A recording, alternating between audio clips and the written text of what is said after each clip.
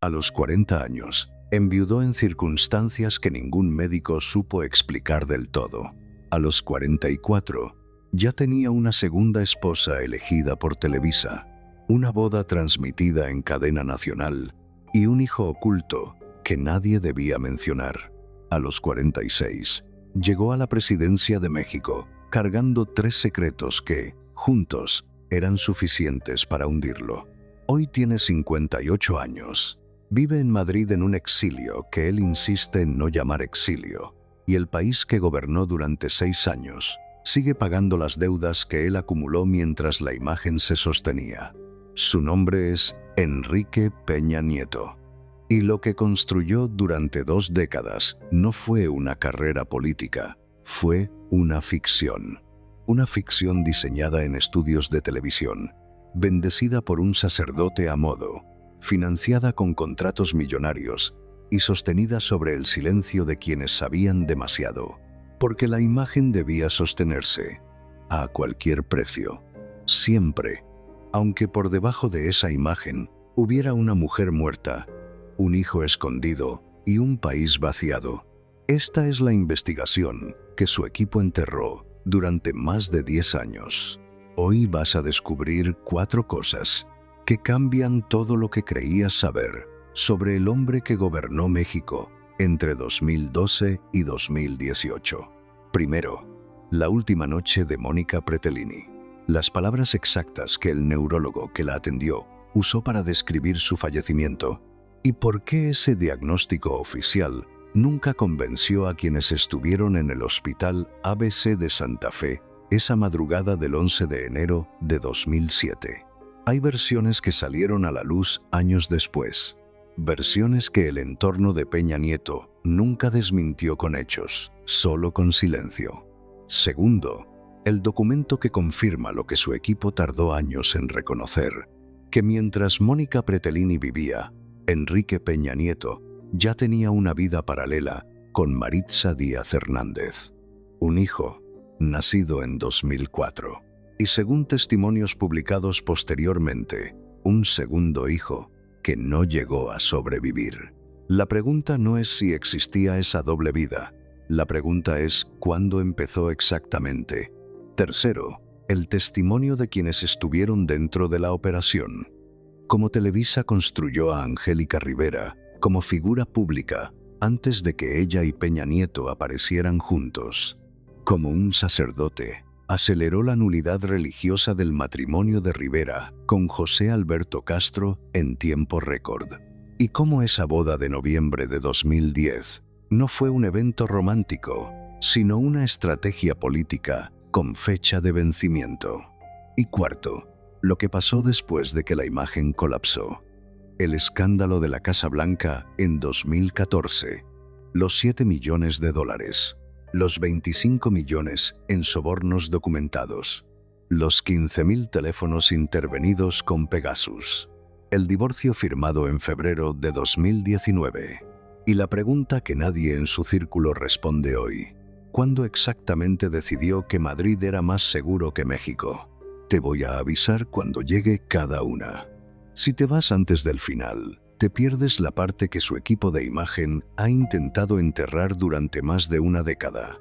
La parte que explica por qué la imagen debía sostenerse y a qué costo real se sostuvo. Pero antes de contarte cómo colapsó todo, necesitas entender de dónde venía, porque la ficción de Enrique Peña Nieto no empezó en Los Pinos ni en los estudios de Televisa. Empezó mucho antes. En un pueblo del Estado de México donde el poder no se hereda, se fabrica. 20 de julio de 1966.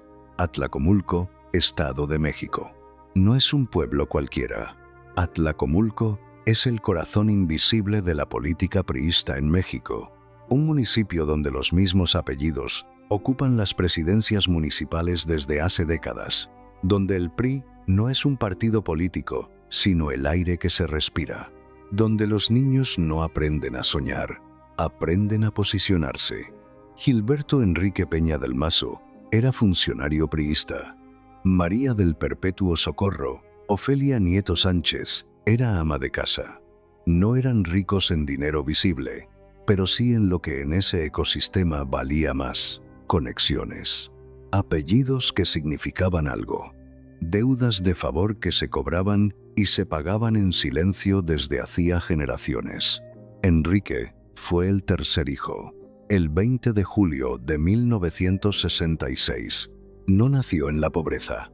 La historia que viene no es de superación material, es de otra clase de hambre. Hambre de reconocimiento, de aprobación, de ser visto de una manera específica. Su padre era presente como el México de los 70 entendía la presencia masculina, proveedor, figura de autoridad, pero emocionalmente distante.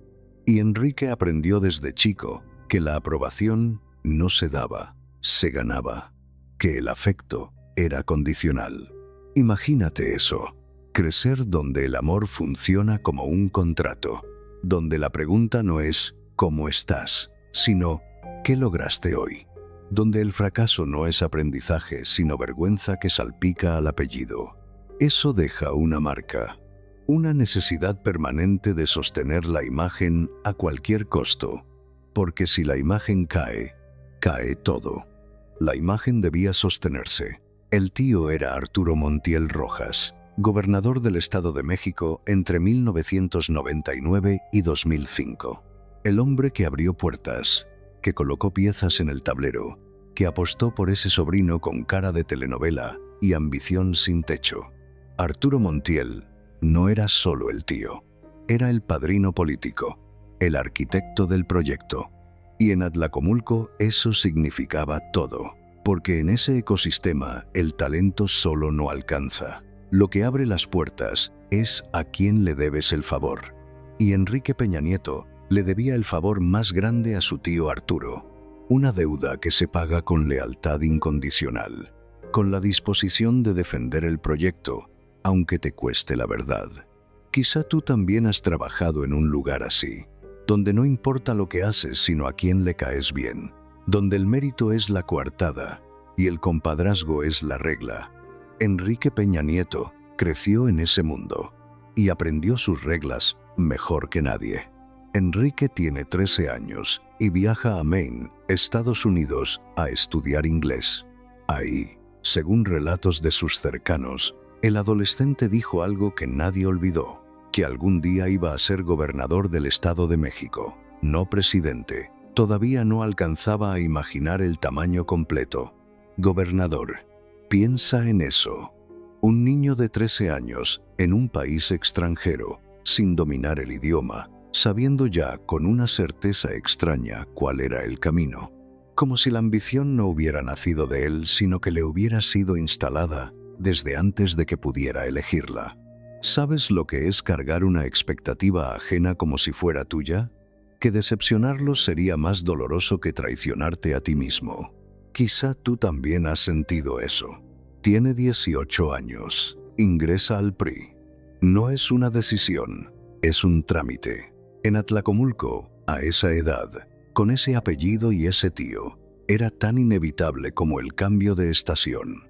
Aprende los códigos. La diferencia entre lo que se anuncia en un discurso y lo que se decide en una comida. Que hay acuerdos que no se firman en documentos, sino con un apretón de manos y una mirada. Y aprende algo que definirá los siguientes 40 años, que, en la política del PRI, la lealtad vale más que la verdad, que la apariencia vale más que la sustancia. La imagen debe sostenerse. Todavía no usa esas palabras, pero ya vive de acuerdo a esa ley. Y entonces aparece Mónica. Mónica Pretelini Sáenz. Elegante sin pretenderlo, inteligente sin alardear. El tipo de persona que llena una habitación sin necesitar el centro. Se casaron. Tuvieron 3 hijos, Alejandro, Paulina, Nicole. Una familia fotogénica que aparecía en los eventos correctos, sonreía en las fotografías correctas. Pero detrás de esa imagen, algo en el matrimonio empezó a agrietarse. Algo se rompió en silencio. Y Mónica empezó a cargar ese peso sola, sin escándalo, sin reclamos públicos, sin el lujo de hablar con alguien que pudiera escucharla sin convertirlo en munición política. Imagínate eso. ser la esposa perfecta de un proyecto político, sonreír en las fotografías y saber que el hombre que está a tu lado tiene otra vida que no puedes nombrar. ¿A quién se lo cuentas cuando tu marido es el gobernador? El silencio también puede ser una forma de encierro. Enrique Peña Nieto gana la gubernatura del Estado de México. Tiene 38 años. Es el gobernador más joven del estado más poblado del país. Y desde el primer día, la maquinaria empieza a trabajar en algo más grande: construir a un presidente. Las decisiones de esos primeros meses no son de administración pública, son de imagen. Todo calculado para que cuando llegara el momento, la figura ya estuviera instalada en el imaginario colectivo. Porque la imagen debía sostenerse, y para que se sostuviera, nada podía salirse del libreto. Nada. Lo que pasó 2 años después lo cambió todo, y el equipo tuvo que improvisar por primera vez. El 11 de enero de 2007, Enrique Peña Nieto tenía 40 años, era gobernador del Estado de México y construía la carrera política más sólida de su generación. Esa madrugada, Mónica Pretelini fue trasladada de emergencia al Hospital ABC de Santa Fe. Tenía 44 años. Falleció horas después. El diagnóstico oficial: crisis convulsiva, con complicaciones respiratorias. Pero un neurólogo que participó en su atención describió el cuadro como inusual. Esa palabra no apareció en los comunicados. Apareció años después, en versiones periodísticas que el entorno de Peña Nieto nunca desmintió con hechos, solo con silencio. Piensa en eso. Cuando alguien no desmiente una acusación, no siempre es porque sea falsa. A veces es porque desmentirla requeriría abrir puertas que es mejor mantener cerradas. La imagen debía sostenerse, y para sostenerla, el equipo hizo lo que siempre hacía: controlar el relato. Luto público, declaraciones medidas, apariciones calculadas. El gobernador apareció como el viudo devastado, el padre de 3 hijos que debía seguir adelante. México lo compadeció. Lo que México no sabía era lo que había detrás del cuadro, lo que había estado ocurriendo mientras la imagen perfecta de la familia gubernamental se construía semana a semana en las revistas de sociales. Semanas después de la partida de Mónica, el equipo se reúne. El proyecto presidencial acaba de perder su pilar de imagen familiar. La esposa era parte fundamental del personaje. Hay 3 hijos sin madre y un gobernador viudo que necesita seguir siendo presidenciable. ¿Qué se hace? Se busca a alguien, no a cualquiera. Alguien con reconocimiento público masivo, querida por la audiencia, con credibilidad mediática propia. Alguien que no necesite que le expliquen cómo funciona una cámara. Alguien que entienda instintivamente qué significa vivir dentro de un proyecto de imagen. La persona que encontraron ya existía, ya tenía nombre, ya tenía rating. Se llamaba Angélica Rivera. Lo que ocurrió entre 2007 y 2010 no fue un romance, fue una operación. Y la diferencia entre las dos cosas es exactamente lo que esta historia trata de explicar.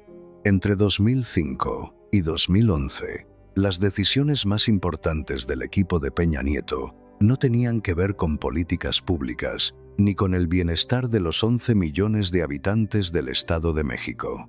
Tenían que ver con las portadas de las revistas, con los tiempos de pantalla en los noticieros, con la construcción sistemática de una imagen presidenciable que México pudiera consumir como si fuera entretenimiento. El Estado de México gastó décadas de millones de pesos en publicidad oficial. Los medios que recibían ese gasto cubrían a Peña Nieto de una forma que los medios independientes no cubrían. La correlación era perfecta. Luis Videgaray, su operador político más cercano, administraba esa maquinaria. Convertía dinero público en lealtades mediáticas con la misma lógica con que un director de marketing lanza un producto de consumo masivo.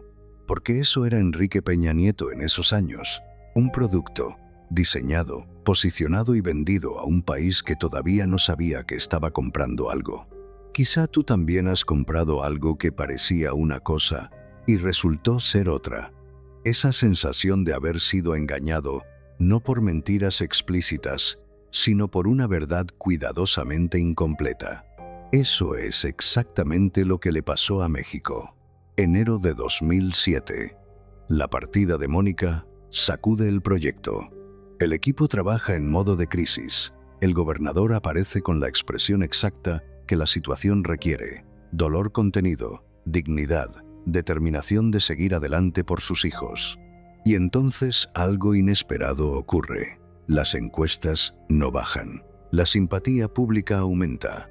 La imagen del padre, solo que sigue trabajando por su estado, conecta con algo en el imaginario colectivo que ninguna estrategia hubiera podido fabricar desde cero. El equipo lo anota y toma una decisión que resultará ser un error de cálculo. Decide que la partida de Mónica no es solo una tragedia que superar, sino un activo de imagen que administrar. Quizá tú también has visto cómo algunas personas usan su dolor como herramienta, cómo el sufrimiento auténtico se mezcla con el performativo, hasta que ya no se puede distinguir uno del otro, hasta que quizá ni el propio protagonista sabe qué parte es real y qué parte es gestión. Eso es lo que pasó con el duelo de Enrique Peña Nieto, y nadie lo dijo en voz alta durante años. El proyecto presidencial toma forma pública. El gobernador comienza a aparecer en foros nacionales con una agenda que excede sus responsabilidades estatales. El mensaje es implícito, pero perfectamente legible. Este hombre ya está pensando en un escenario más grande. El romance entre Peña Nieto y Rivera empieza a aparecer en los medios de forma gradual, primero como rumor, después como historia de amor que México sigue con la misma intensidad con que sigue una telenovela, porque en términos narrativos es exactamente eso. La imagen del político viudo que encuentra el amor de nuevo con una actriz querida por millones es exactamente el tipo de historia que un país puede absorber sin resistencia. La imagen debía sostenerse. Y con Angélica Rivera se sostuvo mejor que nunca. Noviembre de 2010. La boda. El 5 de noviembre de 2010, Enrique Peña Nieto y Angélica Rivera se casan en Toluca en una ceremonia que los medios cubren con una intensidad rara vez reservada para eventos políticos. Las imágenes circulan durante días. Las revistas de sociales construyen sus portadas de diciembre alrededor del evento. Y Peña Nieto consolida algo que ninguna encuesta podía haberle dado: la sensación de que es humano, de que detrás del político hay una persona. Que esa persona sea una construcción tan cuidadosa como el político mismo es algo que muy poca gente estaba en posición de ver en ese momento. La imagen debía sostenerse, y se sostenía perfectamente, hasta que no. 1 de diciembre de 2012. La toma de posesión. Enrique Peña Nieto jura el cargo como presidente de México. Tiene 46 años. Es el producto de imagen más exitoso que el sistema político mexicano había generado en décadas. Lo que tiene: la presidencia de un país de más de 120 millones de personas, la alianza con los principales grupos empresariales, el control de la maquinaria legislativa, la lealtad de los medios que habían recibido publicidad oficial durante años.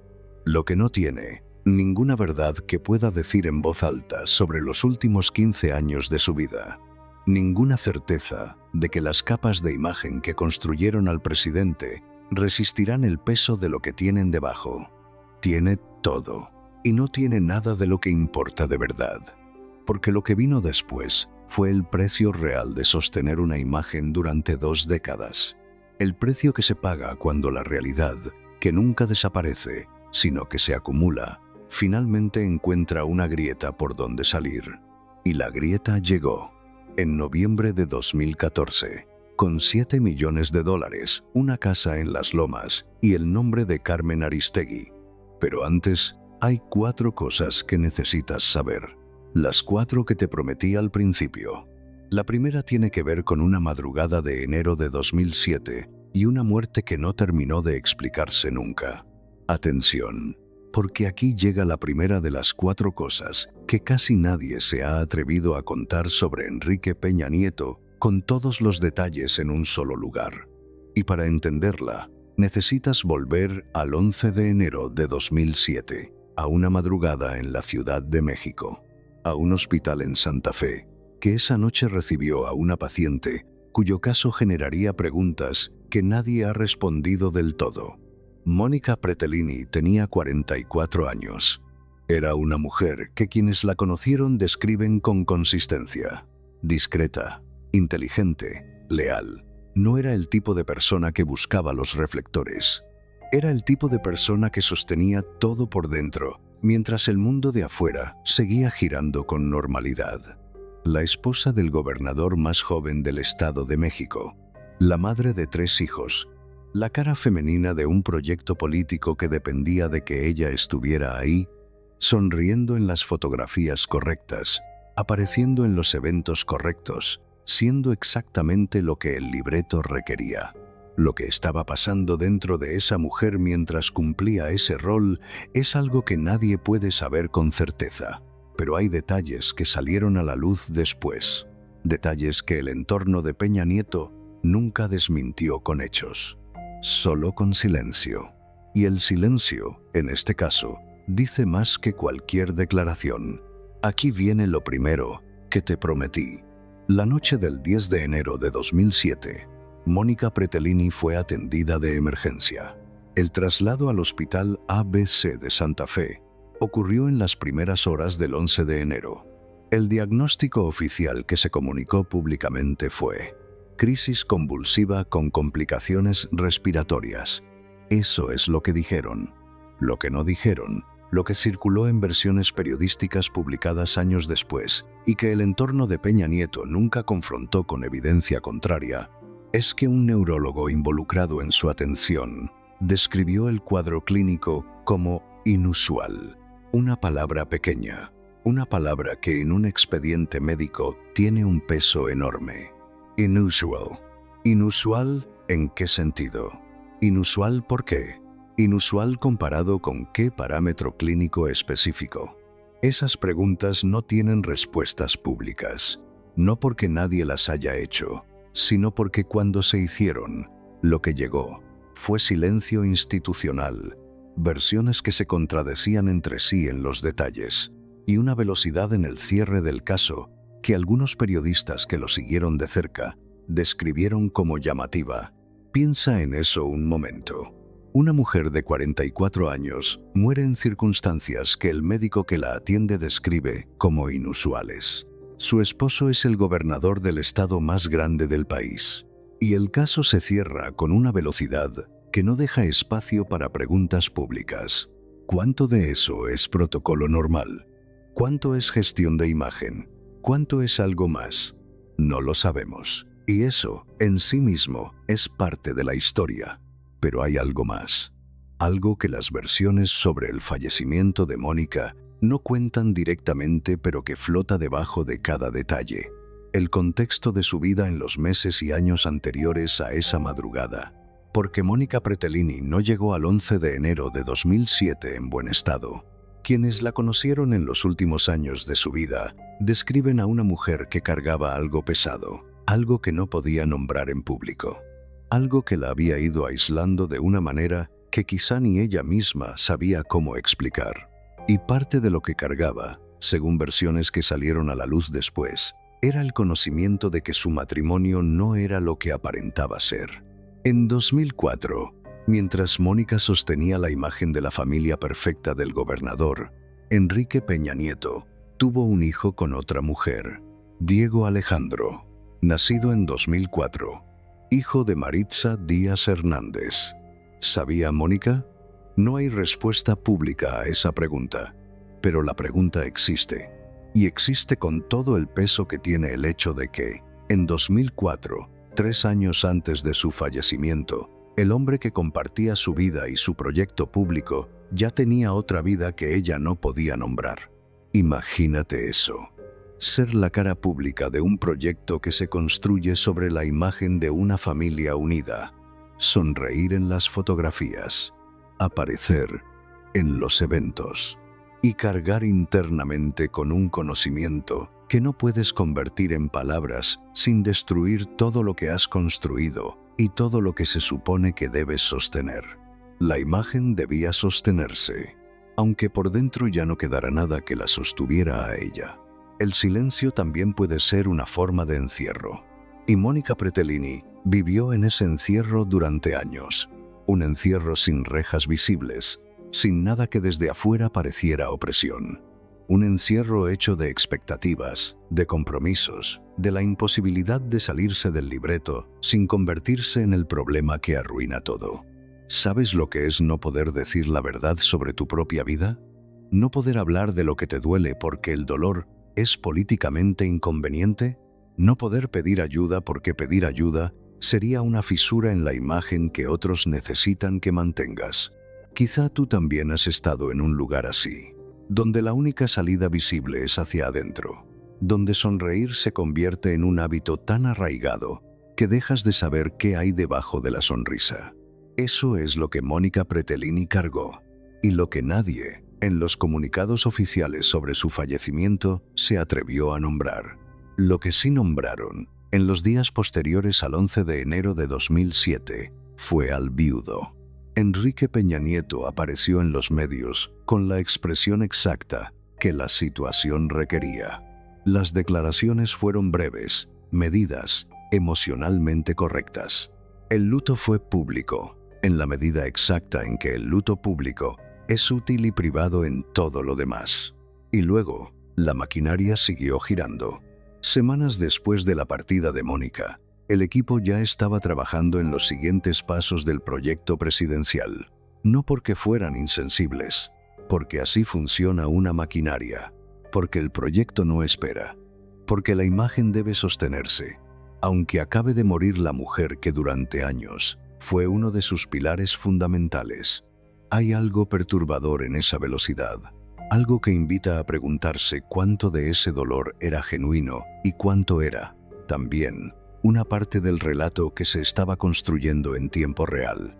No tenemos respuesta, pero la pregunta no desaparece. Lo que sí sabemos, porque salió a la luz años después, en versiones que ninguna de las partes desmintió con documentos, es esto. Diego Alejandro, el hijo que Enrique Peña Nieto tuvo con Maritza Díaz Hernández en 2004, fue reconocido. Pero el reconocimiento llegó tarde.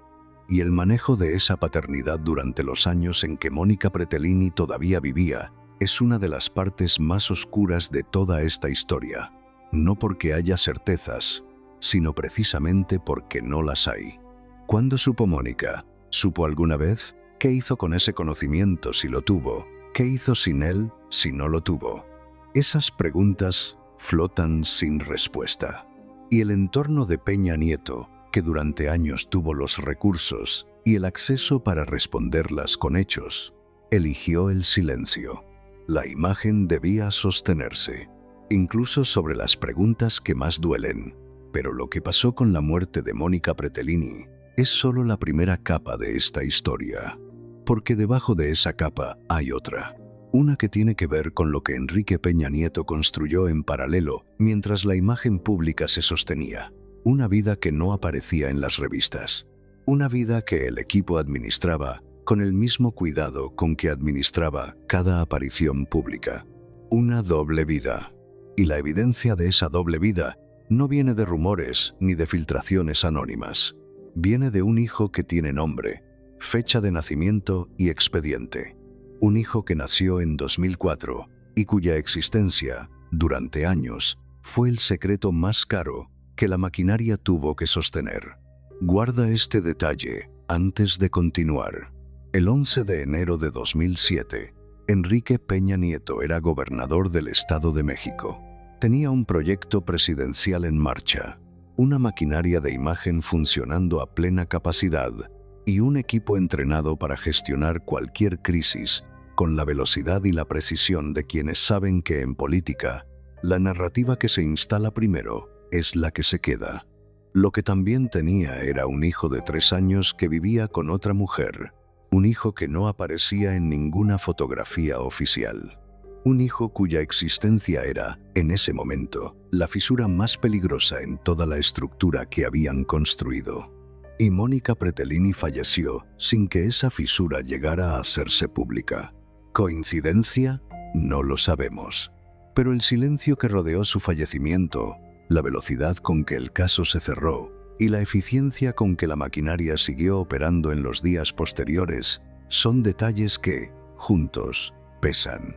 La imagen debía sostenerse, y se sostuvo, hasta que no pudo más. Y ahora sí, la segunda revelación. Esta es quizás la más difícil de procesar de las cuatro, porque no habla de una partida ni de una crisis, habla de una decisión, de algo que se construyó con intención, con recursos y con la participación de personas que sabían exactamente lo que estaban haciendo. Habla de cómo se fabricó la segunda esposa de un presidente. Para entenderlo, necesitas saber algo sobre cómo funciona el poder mediático en México. En México, durante décadas, ese poder tuvo una dirección muy clara, y esa dirección tenía un nombre: Televisa. No es una acusación, es un hecho documentado por investigadores, periodistas y académicos desde hace 30 años. Televisa no era solo una empresa de entretenimiento, era una pieza estructural del sistema político mexicano, una empresa que tenía intereses concretos en quién llegaba al poder y que operaba con la lógica de quién sabe que su negocio depende de las decisiones que se toman en Los Pinos. Y en 2007, Televisa tenía una actriz que acababa de terminar un ciclo enorme. Una actriz que el público mexicano conocía y quería con esa fidelidad especial que solo construyen 20 años de telenovelas. Se llamaba Angélica Rivera. Aquí viene lo segundo que te prometí. Angélica Rivera Hurtado había construido su carrera dentro del sistema Televisa. Cuando en 2007 se produjo Destilando Amor, tenía 40 años y era, por mérito propio, una de las actrices más reconocidas de América Latina. La telenovela fue un éxito de rating en México y en varios países. La Gaviota se convirtió en un personaje que millones de personas siguieron con la intensidad que solo la televisión abierta puede generar. Pero Angélica Rivera estaba casada con José Alberto Castro, productor de Televisa, el hombre que había producido buena parte de sus proyectos más exitosos. Para la operación que se estaba planeando, ese detalle era un problema logístico, un problema que se resolvió con una nulidad religiosa que, según versiones posteriores, avanzó en tiempo récord. Con la participación de un sacerdote cuyo nombre circuló en esas versiones y que después fue señalado públicamente. Piensa en eso un momento. Una nulidad religiosa en la Iglesia Católica es un proceso largo, burocrático, costoso en tiempo y en energía. Requiere, en condiciones normales, años. En este caso, el proceso avanzó a una velocidad inusual. La imagen debía sostenerse, y para sostenerla, se necesitaba que Angélica Rivera llegara libre al altar. Pero hay algo más que ninguna versión pública explica del todo. ¿Por qué Angélica Rivera? No era la única actriz con reconocimiento masivo en México. Era, sin embargo, la opción que reunía todos los atributos que la maquinaria requería. Reconocimiento sin aristas, querida por el público sin generar divisiones, elegante sin ser inalcanzable, popular sin ser vulgar. El tipo de mujer con quien las audiencias mexicanas podían identificarse sin esfuerzo. Y era una figura de Televisa. Lo que significa que la operación no requería convencer a una extraña. Requería un acuerdo entre partes que ya tenían intereses comunes, que ya conocían las reglas del juego, que ya hablaban el mismo idioma del poder mediático mexicano. La boda del 5 de noviembre de 2010 fue el momento de imagen más potente de toda la carrera de Peña Nieto antes de la presidencia. Y fue un momento que solo fue posible porque una serie de decisiones, procesos y acuerdos ocurrieron en el orden correcto, en el tiempo correcto, con la participación de las personas correctas. Nada de eso fue accidental. Quizá tú también has visto cómo se construyen las imágenes de las personas públicas, cómo lo que parece espontáneo es en realidad el resultado de semanas de planificación, cómo lo que parece personal es en realidad una decisión de comunicación. No es cinismo, es la lógica del sistema. Y el sistema, en este caso, funcionó exactamente como fue diseñado para funcionar, hasta que llegó la Casa Blanca. Porque la misma lógica que construyó la boda de 2010, construyó también la mansión en las Lomas. La misma disposición a usar los recursos del poder para sostener la imagen. El mismo convencimiento de que mientras la narrativa se mantuviera bajo control, los hechos podían administrarse. Lo que el equipo no calculó fue a Carmen Aristegui. El acuerdo entre Televisa y el proyecto de Peña Nieto no era un secreto entre periodistas y analistas. Era un hecho tan conocido que había dejado de ser escandaloso. Era parte del paisaje. Lo que lo convirtió en escándalo fue el momento en que alguien lo dijo en voz alta, con nombre y apellido, con detalle suficiente para que no pudiera desmentirse solo con un comunicado. Ese momento llegó en 2012, durante el movimiento Yo Soy 132, cuando estudiantes universitarios salieron a las calles a cuestionar la cobertura mediática de la campaña de Peña Nieto. El movimiento no ganó la elección. Peña Nieto llegó a la presidencia de todas formas. Pero algo cambió.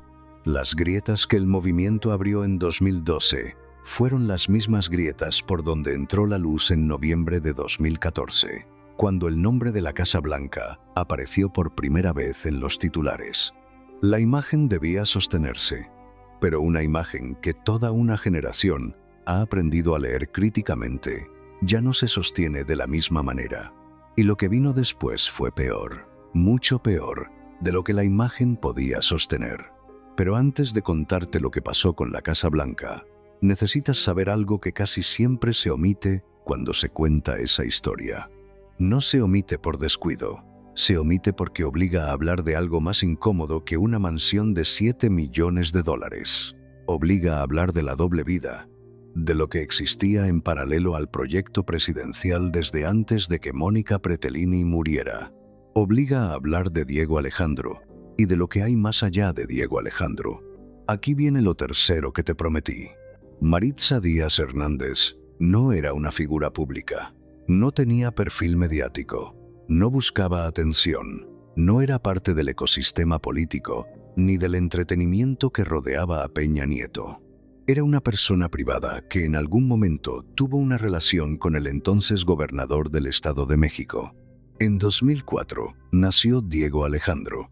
El niño existía, tenía nombre, tenía fecha de nacimiento, tenía un padre que era uno de los políticos más visibles del país. Y sin embargo, durante años, esa existencia fue administrada con una discreción que iba mucho más allá de la privacidad legítima de cualquier menor de edad. No era discreción, era invisibilidad activa. ¿Qué significa invisibilidad activa? Significa construir una realidad alternativa tan sólida que la pregunta sobre lo que está debajo de ella ni siquiera llegue a formularse públicamente.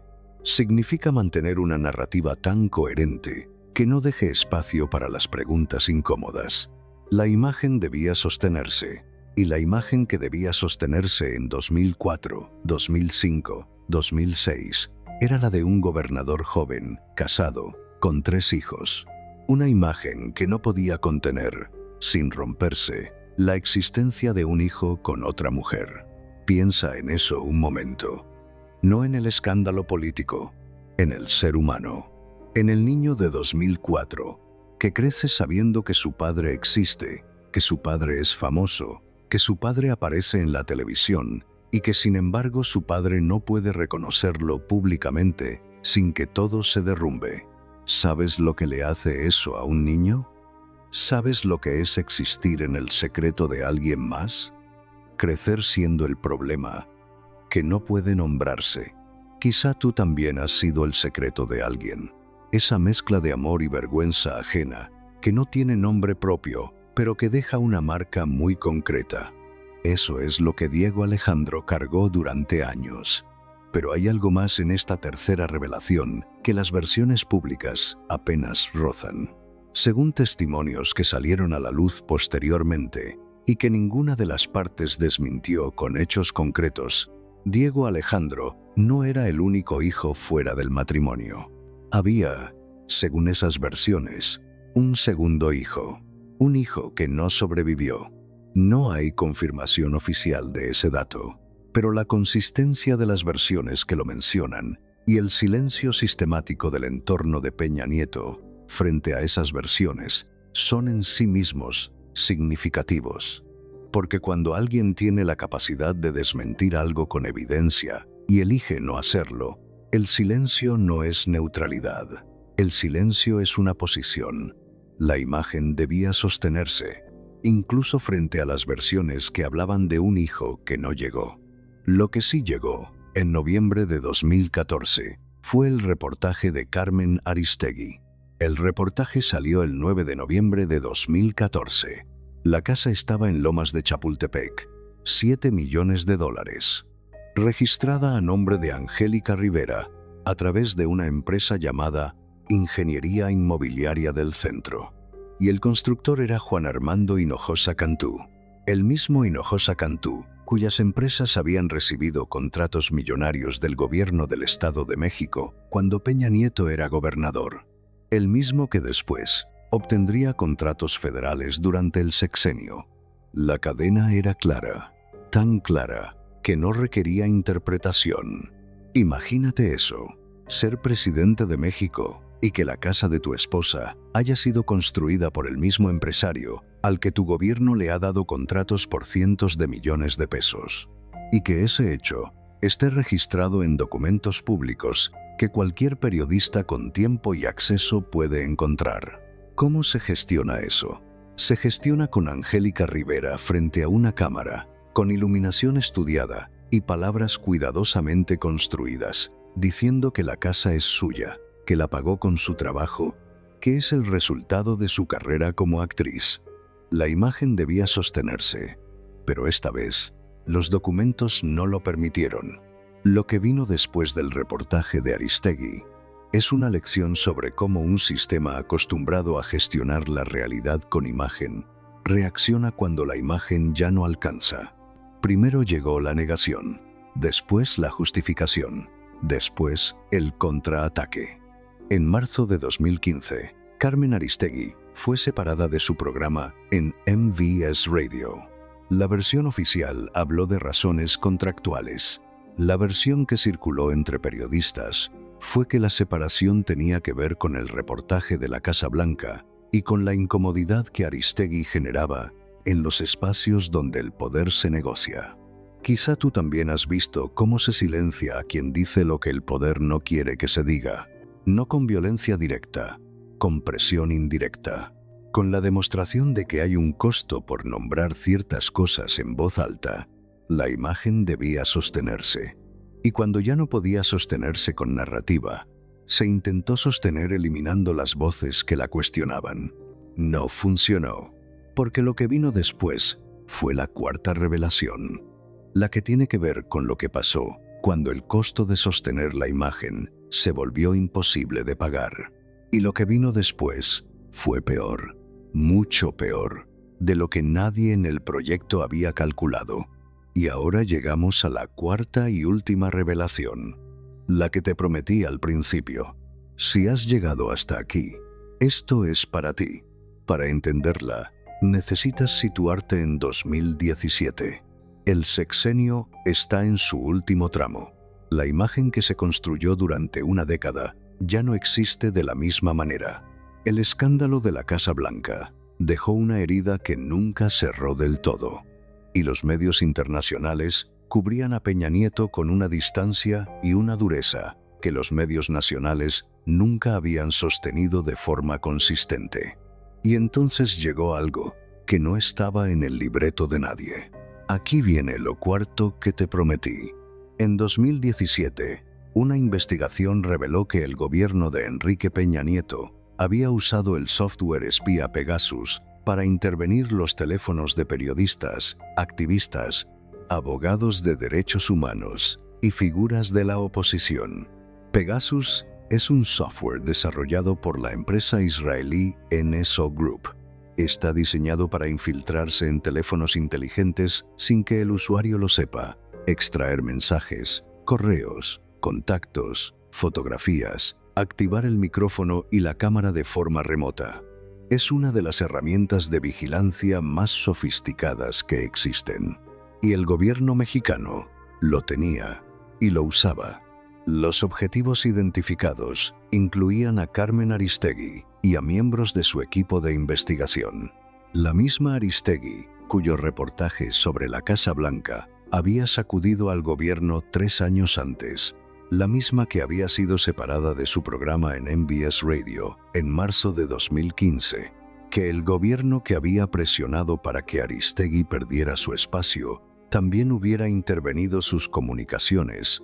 No era sorprendente para quienes conocían cómo operaba la maquinaria, pero tenerlo documentado era algo diferente. Piensa en eso un momento.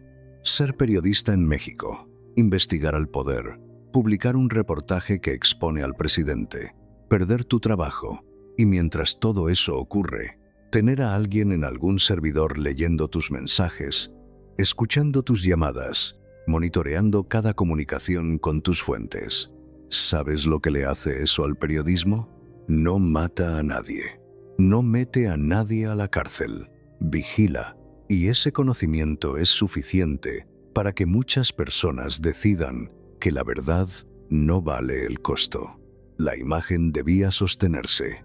Y para sostenerse, necesitaba saber exactamente quién amenazaba con derribarla. Las investigaciones posteriores identificaron aproximadamente 15,000 posibles objetivos de Pegasus en México. No todos fueron confirmados, pero la escala dice algo sobre la naturaleza del proyecto de vigilancia. 15,000 teléfonos.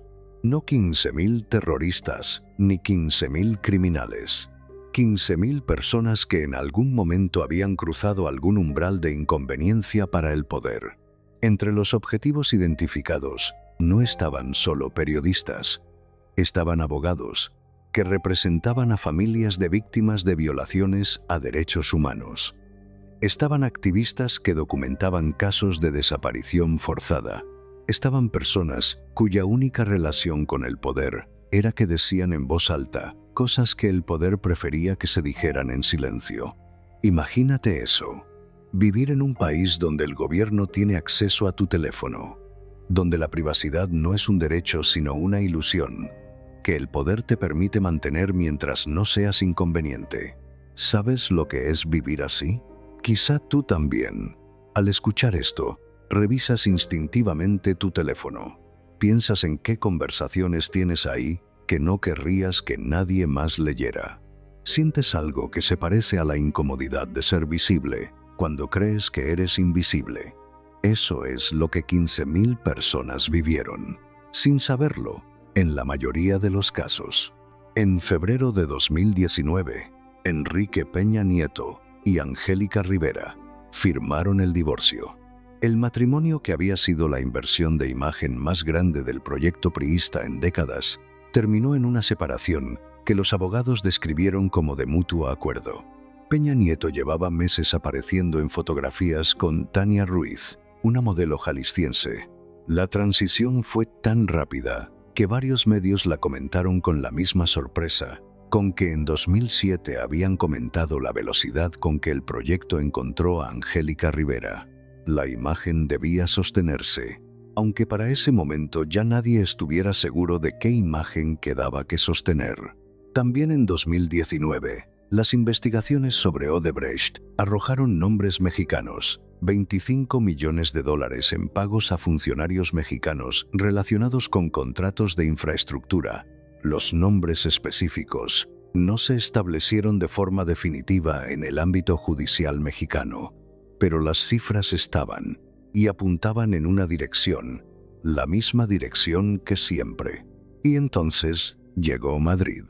Enrique Peña Nieto dejó la presidencia el 30 de noviembre de 2018, y en los meses que siguieron, de manera gradual, sin anuncio formal, sin declaración que explicara la decisión, se instaló en España. No lo llama exilio. Nadie en su entorno lo llama exilio, pero tampoco explican por qué no está en México. Quizá tú también conoces a alguien que se fue y nunca dijo del todo por qué. Que cada vez que preguntas, la respuesta es vaga, es sobre oportunidades, es sobre cambios de vida. Y tú, que conoces el contexto, sabes que la explicación real es otra, pero también sabes que no va a venir voluntariamente. La imagen debía sostenerse, incluso desde Madrid, incluso sin audiencia, incluso cuando ya no hay proyecto que sostener, porque a veces sostener la imagen deja de ser una estrategia y se convierte en lo único que queda, el hábito de una vida entera. Hoy, Enrique Peña Nieto tiene 58 años. En febrero de 2024, partió Beatriz, la nana que había cuidado a su familia durante décadas.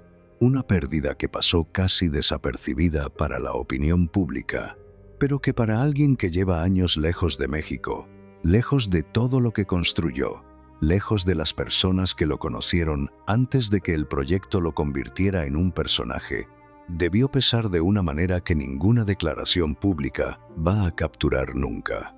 Porque hay pérdidas que no entran en el libreto. Y hay preguntas que el libreto nunca fue diseñado para responder. ¿Valió la pena? ¿Valió la pena la imagen? ¿Valió la pena el silencio? ¿Valió la pena el costo que pagaron las personas que estuvieron dentro de esa historia sin haberla elegido del todo? Esas preguntas flotan. Y lo que viene ahora es la caída.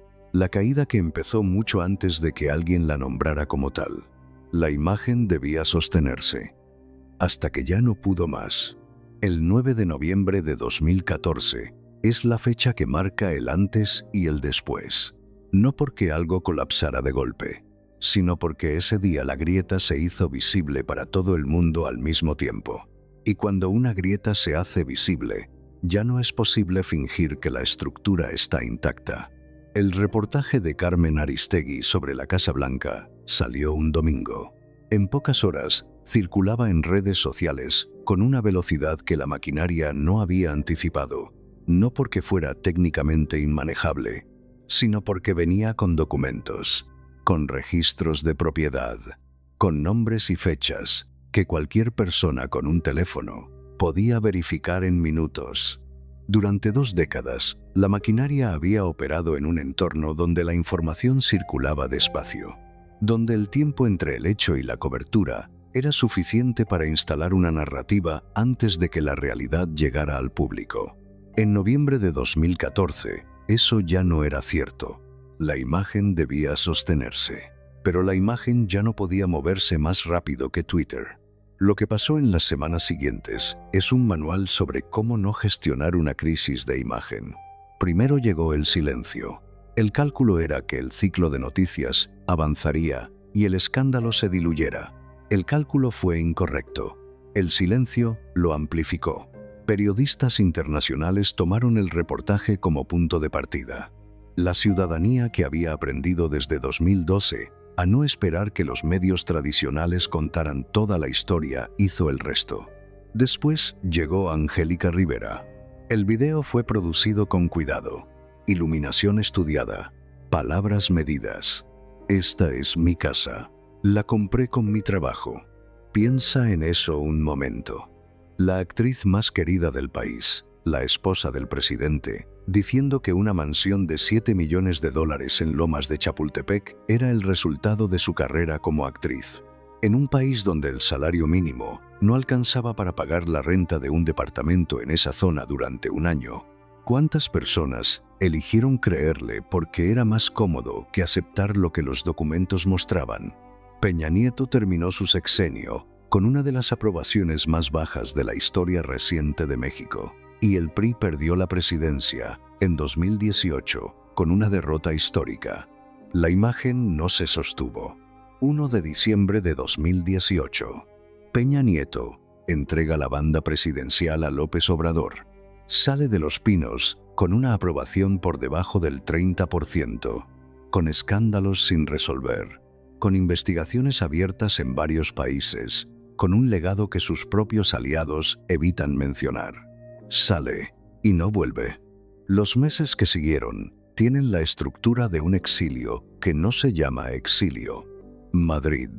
Tania Ruiz. El divorcio. Las apariciones esporádicas en fotografías de eventos sociales europeos. La ausencia de declaraciones sobre México, sobre el PRI, sobre los escándalos que siguieron acumulándose. Imagínate eso. Ser el expresidente bajo cuyo gobierno se usó Pegasus contra ciudadanos propios y estar en Madrid sin dar conferencias de prensa, sin responder preguntas. La imagen debía sostenerse, aunque ya no haya nadie a quien sostenérsela. Hoy, Enrique Peña Nieto tiene 58 años. Vive en Madrid. No habla de México de manera sustantiva. Lo que sí existe es el legado real. No el que el proyecto diseñó, sino el de la confianza que se perdió. El de la generación que aprendió a leer críticamente la pantalla, precisamente porque la pantalla les mintió durante tantos años. Esa generación hoy vota. Hoy hace preguntas que el sistema preferiría que no se hicieran. Pero hay algo que ninguna lista de escándalos captura. Lo que la caída de Peña Nieto le hizo a las personas que no eligieron estar en esa historia. A los que no eran el proyecto, sino el costo del proyecto. Mónica Pretelini, que falleció con preguntas sin respuesta. Diego Alejandro, que creció siendo el secreto de su propio padre. Angélica Rivera, cuyo nombre quedó asociado para siempre a un video que nunca debió haber existido. Los periodistas intervenidos. Los activistas vigilados. Los 43 de Ayotzinapa, cuya historia el gobierno gestionó durante 4 años, con la misma lógica con que gestionaba cualquier otra crisis de imagen. Quizá tú también conoces lo que es ser el costo de la ambición de alguien más. La imagen debía sostenerse, y el costo de sostenerla siempre lo pagaron otros. Recapitulemos esta historia en números fríos. 1966. Nace Enrique Peña Nieto en Atlacomulco, Estado de México. Tercer hijo de una familia con conexiones priistas y un tío que ya está tejiendo el proyecto. 1984. A los 18 años, ingresa al PRI. No es una decisión, es un trámite. 2004. Mientras está casado con Mónica Pretelini, nace Diego Alejandro, su hijo con Maritza Díaz Hernández. El secreto que la maquinaria tendrá que sostener durante años. 2005. Gana la gubernatura del Estado de México a los 38 años. El proyecto presidencial arranca ese mismo día. 11 de enero de 2007. Muere Mónica Pretelini en el Hospital ABC de Santa Fe, 44 años. El neurólogo que la atendió describe el cuadro como inusual. El caso se cierra con rapidez. Las preguntas quedan abiertas. 2010. La boda con Angélica Rivera. La inversión de imagen más grande del proyecto. Diciembre de 2012. Toma de posesión como presidente de México. La cima del proyecto. Y el inicio del derrumbe. Noviembre de 2014. El reportaje de Carmen Aristegui. La Casa Blanca. $7 millones. Los documentos que no pudieron desmentirse con un comunicado. Marzo de 2015. Carmen Aristegui pierde su programa en MBS Radio. 2017. Pegasus. 15.000 posibles teléfonos intervenidos.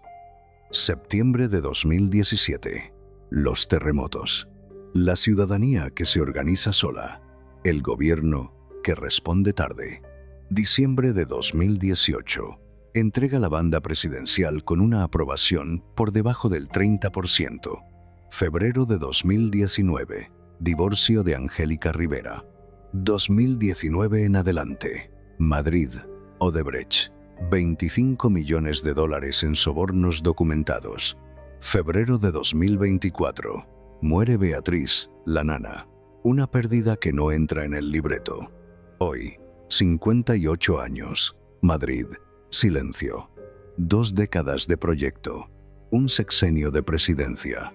$7 millones en una casa, 25 millones en sobornos documentados, 15.000 teléfonos posiblemente intervenidos, una esposa muerta con preguntas sin respuesta, un hijo que creció siendo un secreto, un matrimonio que fue una operación, un partido que gobernó 71 años y perdió la confianza de una generación entera. ¿Es esto una maldición? No.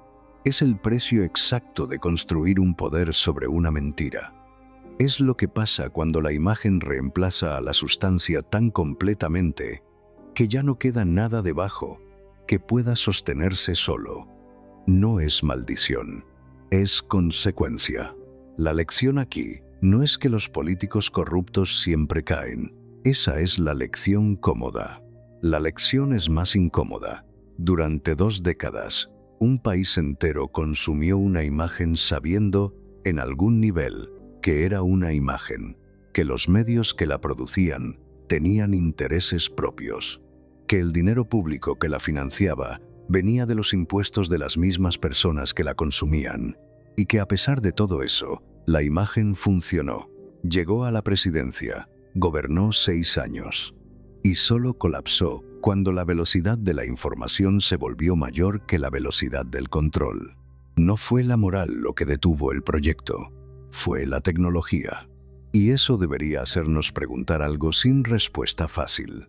¿Cuántas otras imágenes están funcionando hoy con la misma lógica, en el mismo sistema, con el mismo costo humano invisible, esperando el momento en que la grieta se haga visible? Enrique Peña Nieto tenía todo lo que el mundo llama éxito, pero Mónica Pretelini partió con preguntas sin respuesta. Pero Diego Alejandro creció siendo un secreto. Pero Angélica Rivera grabó un video que no debió haber existido. Pero 15.000 personas tuvieron sus teléfonos intervenidos. ¿Por qué no fue suficiente con gobernar bien para no necesitar espiar a los ciudadanos?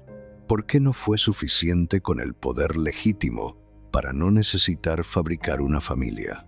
¿Por qué no fue suficiente con la presidencia para poder decir la verdad sobre los últimos 20 años de su vida? Esas preguntas no tienen respuesta. Y esa es exactamente la respuesta.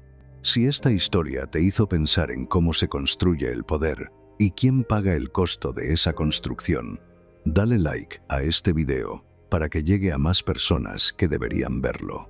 Y suscríbete al canal, porque la semana que viene vamos a hablar de alguien cuya historia tiene todos los elementos de esta y uno más. La mujer que lo vio todo desde adentro, que soportó en silencio lo que no debería haberse soportado, y que cuando finalmente habló, nadie supo bien qué hacer con lo que dijo. ¿Quién es? ¿Qué vio? ¿Qué dijo? Eso es lo que viene la próxima semana. Nos vemos ahí.